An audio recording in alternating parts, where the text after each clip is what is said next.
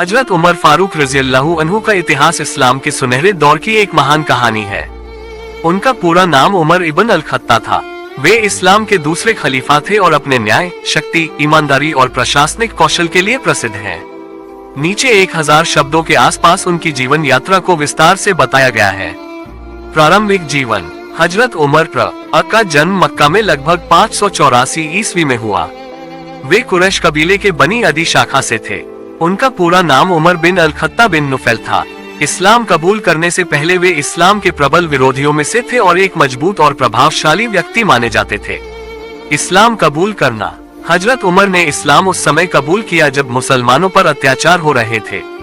इस्लाम स्वीकार करने से पहले वे नबी करीम सल्लल्लाहु अलैहि वसल्लम को मारने की नियत से निकले थे, लेकिन रास्ते में जब उन्हें अपनी बहन फातिमा और उनके पति सईद बिन जैद के इस्लाम कबूल करने की खबर मिली तो वे पहले उनके पास पहुंचे। वहां कुरान की आयतें सुनने के बाद उनका दिल बदल गया और उन्होंने वहीं इस्लाम कबूल कर लिया। इस्लाम लाने के बाद मुसलमानों की ताकत में बहुत इजाफा हुआ। वे पहले मुसलमान थे जिन्होंने खुलेआम काबा में नमाज अदा की।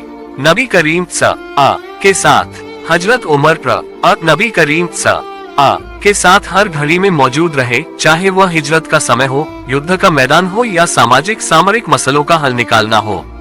उन्होंने बद्र, ओह, खंदक, खैबर, हुनैन और तबूक जैसी लड़ाइयों में हिस्सा लिया। खिलाफत का दौर 634-644। हजरत अबू बकर की वफात के बाद 634 ईस्वी में हजरत उमर को मुसलमानों का दूसरा खलीफा चुना गया। उनका 10 साल का दौर इस्लामी इतिहास का सबसे सुनहरा दौर माना जाता है।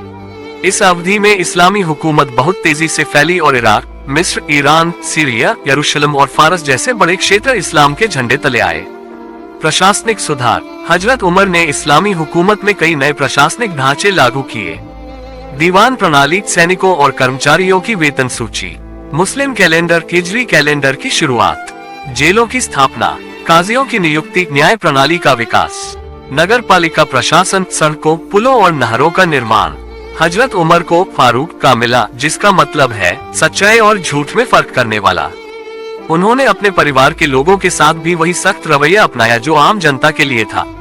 एक बार उनके बेटे पर शराब पीने का इल्जाम साबित हुआ तो उन्होंने उसे भी सजा दिलवाई।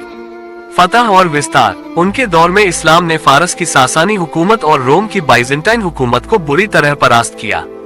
कादेसिया, यरमुक, निहावन जैसी लड़ाइयाँ उनके शासनकाल में लड़ी गयी। यरूशलेम की फतह के वक्त उन्होंने खुद वहां जाकर अमन का पैगाम दिया और ईसाई पादरियों के साथ सुलह का मुआहिदा किया। निजी जीवन और सादगी। हजरत उमर एक बेहद सादा जीवन जीते थे। वे खलीफा होने के बावजूद अपने कपड़े खुद सीते थे, रातों को गश्त करते थे ताकि जनता की हालत का जायजा ले सकें। उनका खाना आम लोगों जैसा होता था और वे हमेशा गरीबों, विधवाओं, यतीमों और जरूरतमंदों की मदद करते थे।